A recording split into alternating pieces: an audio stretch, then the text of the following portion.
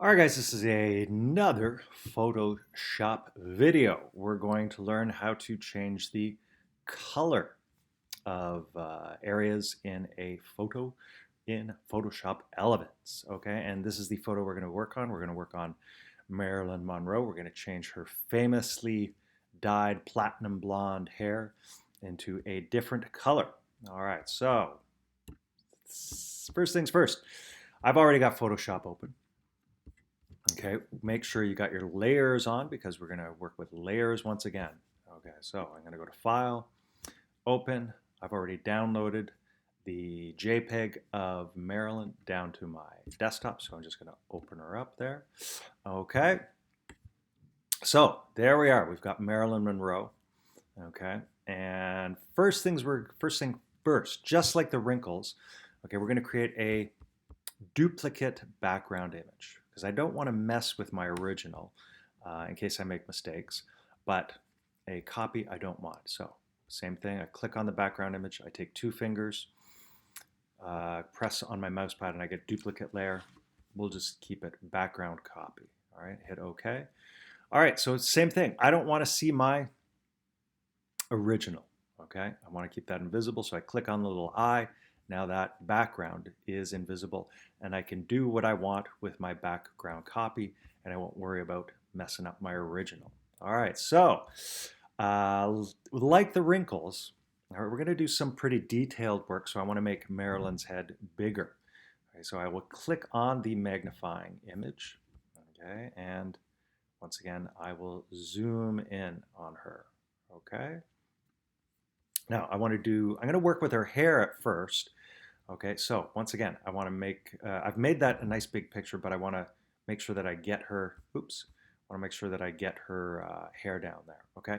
I've set my computer up so that I can automatically move images up and down by scrolling on my mouse pad, but you might not be able to. So if that's the case, once again, select the hand tool, and if I click on my hand tool with a mouse, I can move my picture all around, okay? So that looks good there. That's about the size that I want her head to be. Okay, so now what we're going to do, we're going to use a new tool. All right, we're going to use the quick selection tool. Okay, so I'm going to click on my quick selection tool.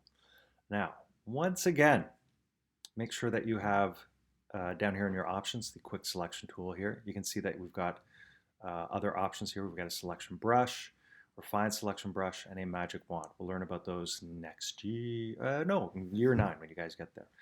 Okay, so I'm gonna I've got my quick selection tool, all right? Now what I'm gonna do is I want to trace her hair, okay? You can see these dotted lines, these, sometimes they call them the marching ants, okay? Once I click on an area, Photoshop sort of instinctually tries to figure out what it is that I'm selecting, okay? So Photoshop instinctually knows that, it looks like, Mr. Heslin, you're trying to get Marilyn's hair, okay? So as I click on, okay, parts of her hair, Photoshop will sort of do that for me, okay?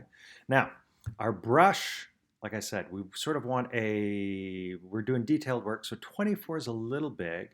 I'm going to try a 10 pixel brush, and that should be better for the work I'm doing because as you can see, the bigger the brush I have, the bigger the area it selects, and I don't want to select her shoulder, but I'll show you how to reverse that. Okay, so I've now got a brush that's about 10 pixels. That's much better. Okay, it's a lot more. Okay, this is good.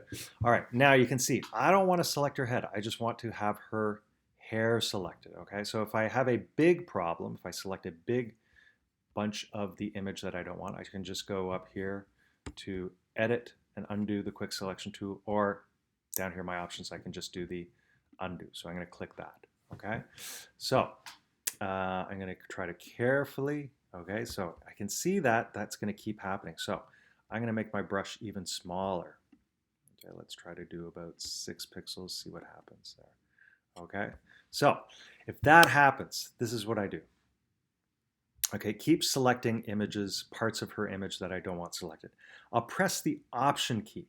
Okay, so the Option key on your keyboard, And as I press my Option key, then I click on my mouse pad, and I can see that it will automatically take away parts of her image that I don't want selected. In other words, it's reversing the process of my magic wand tool that I have originally selected.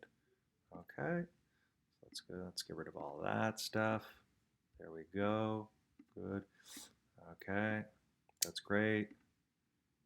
And while I'm at it, I'll get rid of the stuff that's on her shoulder. Okay. Okay. Now I can keep on going with my. Now I'm no longer pressing the Option key. I'm just pressing my mouse pad, clicking on my mouse pad as I go to select portions of her hair. Okay. And let's quickly get all of her hair. Okay. That looks pretty good. Okay. Yeah. That looks pretty good. Okay. In class, you could be a little bit more precise, but I'm trying to save time. So that's not bad at all. I'm just going to fix this little part up here. Make sure that her forehead isn't selected. Okay. Oh, let's grab that. So yeah, that looks not too bad at all. So now I've got the area selected that I actually want to color in. Okay. So now I'm going to go up here to Enhance. Okay. I'm going to go to Adjust Color. And I'm going to click on the Adjust Hue and Saturation. I'm going to get this dialog box. All right. So I want to make sure that I click on the Colorize button so that I will actually be able to color in her hair. Okay. I'm going to slide the lightness down now. Okay. In other words, I kind of want a hard lightness. So I'm going to slide the lightness down to about -20.